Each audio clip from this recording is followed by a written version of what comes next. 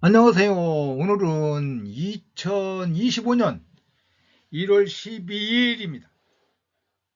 오늘은 지난번에 강의에서 우리의 무짐을 알기라는 주제를 갖고 준비를 하였습니다.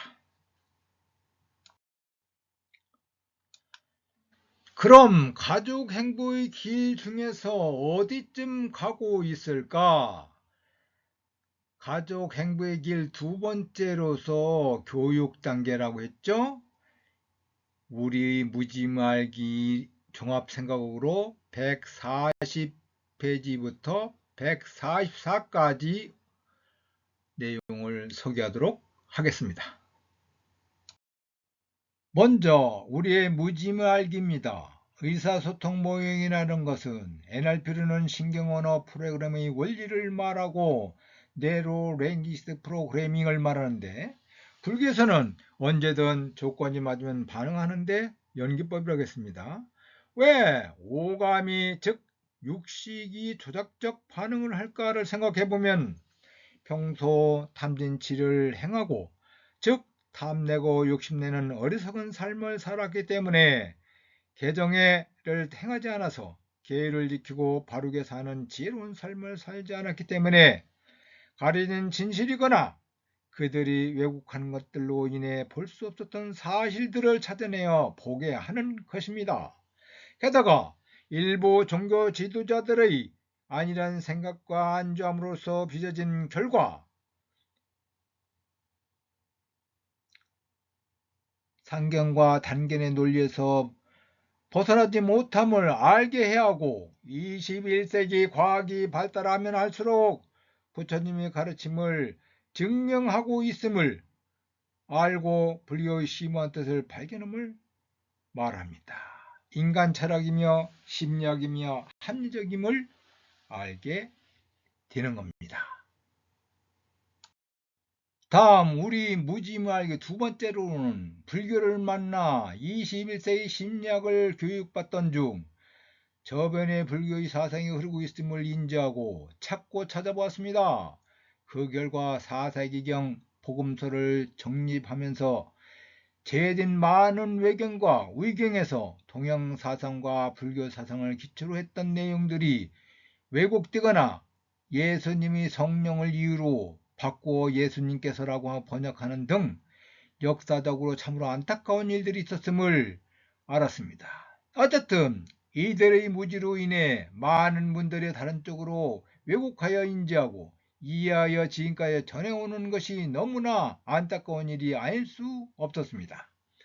게다가 우리나라의 기독교를 보면 알겠습니다만, 말로만 예수님의 탈을 쓴 교회가 얼마나 많을까요?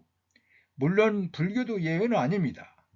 한번 길을 나가보면 동네마다 골목마다 십자가들이 수없이 많음을 발견하실 겁니다. 이게 과연 좋은 현상일까요? 생각해 봅시다. 다음 우리 무지말의 세 번째입니다. 오늘날 대한민국이 처한 종교의 현실임을 말씀드립니다. 제발 깨어나라. 우리 국민들이여, 우리 대한민국 국민들이여. 어릴 적에 있었던 목사님 이야기를 안 할 수가 없습니다. 어릴 적 아버지를 위해 교회에 나갔던 일을 기억합니다. 아버지가 어려워 힘들어 누워있을 때 교회에 나와 예수님께 기도를 한다면 반드시 건강한 몸으로 돌아올 것이라고. 또한 어머니는 간절한 아들 낳기 위한 노력으로 불교를. 헌데 외손주들의 말을 빌리면 친할머니는 예수님 믿는데 외할머니는 부처님 믿는다고, 오래 사시려면 예수님을 믿으시라고 할머니를 졸라댔던 일이 떠오릅니다. 20여 년 지난 지금 외할머니는 불교를 믿고 살아 계시는데 이제 엄마 아빠가 답을 해야 한다고, 왜 우리 할머니 할아버지는 죽었냐고 하면서 난리가 난 일이 있었습니다. 어떻게 생각하십니까? 이런 식으로 교인을 확대해갔으며 심지어 자신의 잘못을 기도를 통해 용서와 사과를 함으로써 죄가 모두 씻긴 것처럼 가르쳤으니 그에 대한 관은 계속 이어져 나올 것이라는 사실을 알아야 합니다.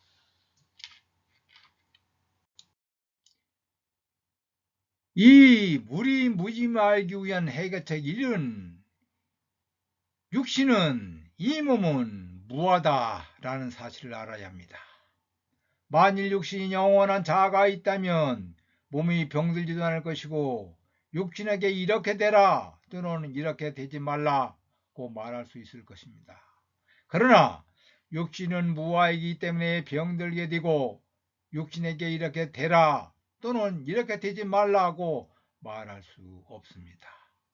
그러므로 육신은 이것이 나의 것이 아니다, 이것은 내가 아니다, 이것은 나의 자아가 아니다 라고 바른 통찰력으로 보아야 한다는 것입니다. 오로지 취착된 것이라는 사실, 육신과 마찬가지로 느낌이 어떤 것이든, 지각이 어떤 것이든, 형성이 어떤 것이든, 의식이 어떤 것이든 이것은 나의 것이 아니다, 이것은 내가 아니다, 이것은 나의 자아가 아니다 라고 바른 지혜로 보아야 한다는 사실을 알아야 되는 것입니다.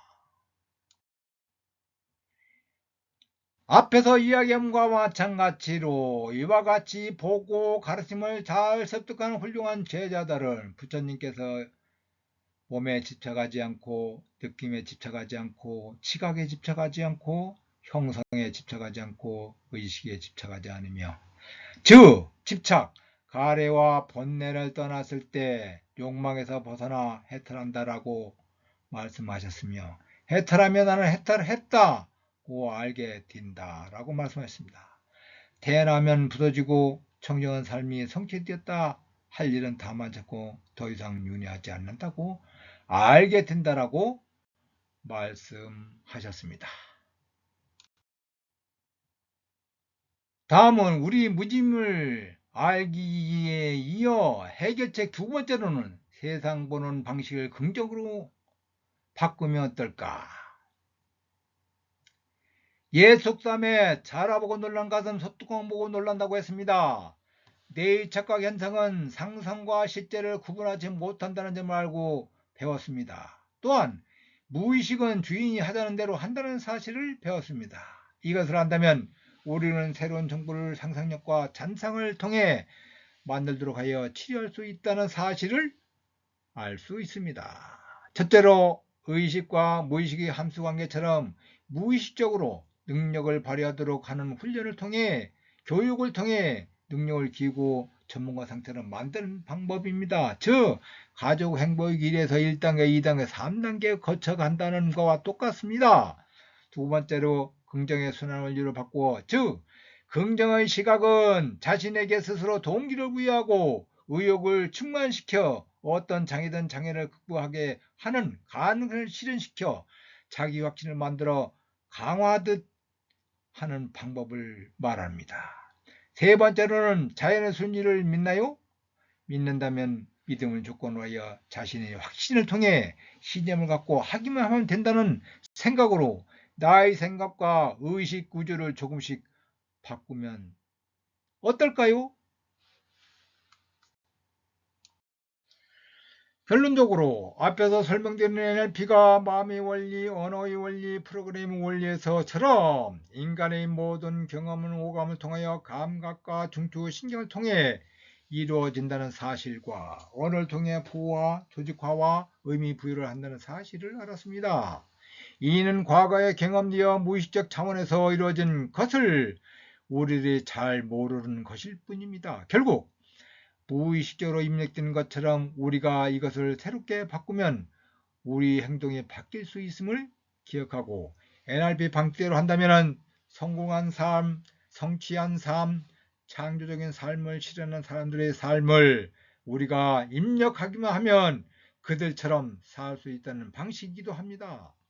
전문용어로 심신상관적인 종합심리학으로 변화와 치료를 위한 마음 다스리기 기법인 이것을 활용하고, 또한 불교에서는 그런 삶을 뒷받침하기 위한 평소의 생활 패턴을 자의 한정을 보듯이 살아가려는 자연을 희귀한, 즉 탐진치로 왜곡되지 않는 상태로 삶을 살아가는 것을 강조하는 것이기도 합니다.